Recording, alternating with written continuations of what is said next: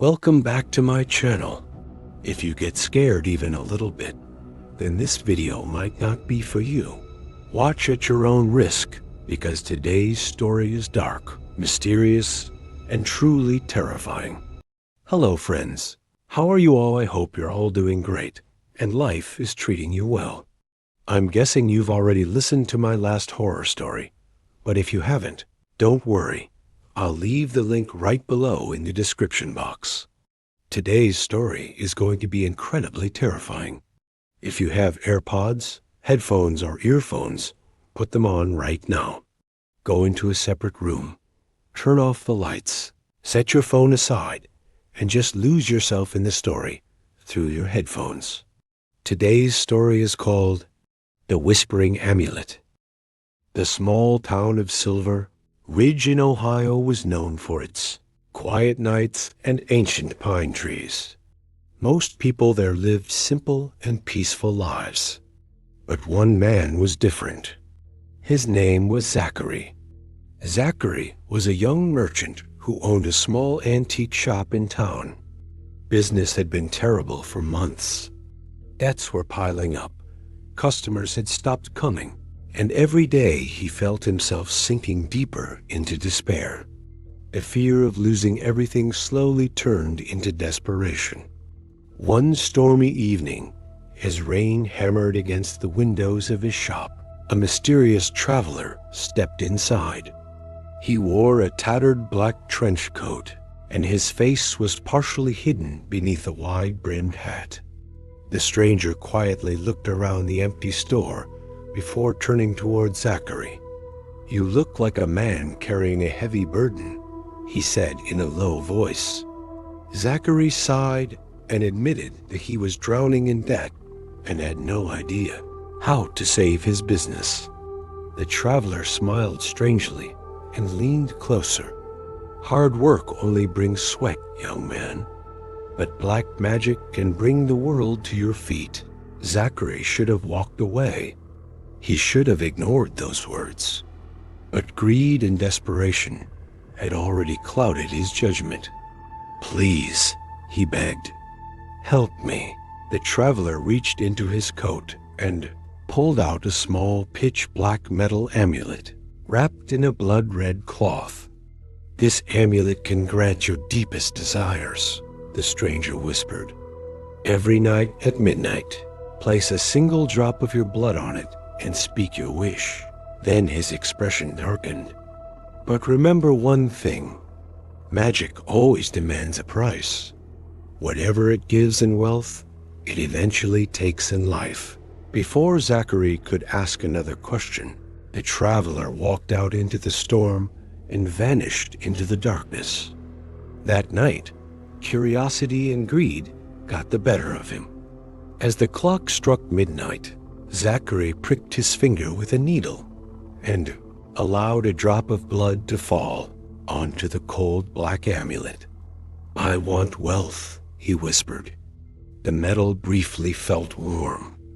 The next morning, something unbelievable happened. A wealthy real estate mogul entered his shop and offered to buy every antique he owned at 3 times their actual value. Zachary could hardly believe it. Days turned into weeks, and miracles kept happening. Rare items appeared in his possession. Wealthy collectors sought him out. Investments multiplied overnight. Within a month, Zachary had become the richest man in Silver Ridge. He built a massive mansion on the edge of town, bought expensive cars, wore tailored suits, and completely forgot the struggles that had once haunted him. But the amulet had not forgotten. Soon, a single drop of blood was no longer enough. Every midnight, the black metal vibrated violently in its red cloth wrapping. A deep, sinister humming sound filled his room whenever darkness fell. Sleep became impossible. Whenever he closed his eyes, he saw dark shadows crawling across the walls. The temperature around him remained unnaturally cold. A foul smell of rotting wood and decay followed him everywhere he went. At first, Zachary tried to ignore it. Then he tried to stop the ritual altogether. But the moment he locked the amulet away, disaster struck. One of his properties was destroyed in a sudden electrical fire. His business accounts became frozen due to mysterious legal problems. Investments failed overnight. It was as if an invisible force was ripping away everything the amulet had given him. Terrified of losing his fortune, Zachary returned to the ritual. Night after night, he offered more blood. And with every offering, the darkness inside his home grew stronger. His health began to deteriorate rapidly. His skin turned pale and gray.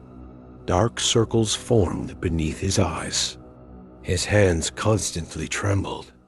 Servants often heard him screaming at empty corners of rooms. Sometimes he claimed that shadowy figures were watching him from the darkness.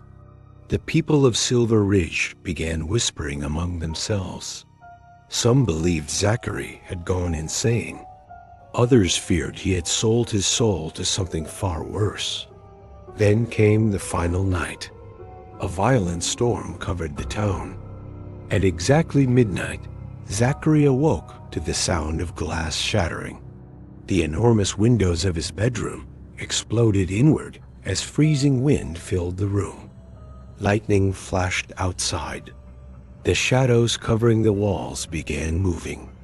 Slowly, they detached themselves from the surfaces and rose into the air. Tall, faceless, human-shaped figures made entirely of darkness. Zachary tried to run, but his body refused to move. It felt as if invisible chains had wrapped around his limbs.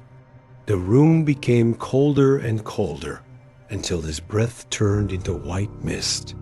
Then the black amulet floated into the air. Its surface glowed with a sickly purple light. A deep, raspy voice echoed through the walls. "Your debt is finally due." The shadow figures moved closer.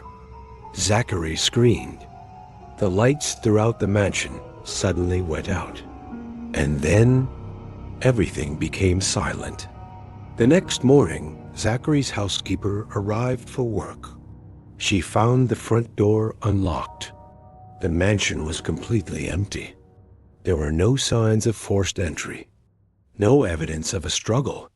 Every expensive possession remained exactly where it had been. But Zachary was gone. Completely gone. Police searched the mansion for days. They found only one strange clue. In the center of Zachary's bedroom floor was a large patch of scorched black wood, and resting in the middle of it was a small object wrapped in a tattered, blood-red cloth, the same pitch-black amulet, cold, silent, waiting patiently for its next greedy master. And that is where today's story ends, my friends. I really hope you all survived this nightmare. If this story scared you and you liked it, please go ahead and hit that like button. If you're new to the channel, don't forget to subscribe so you never miss an episode. I'll see you in the next horror video. Until then, goodbye.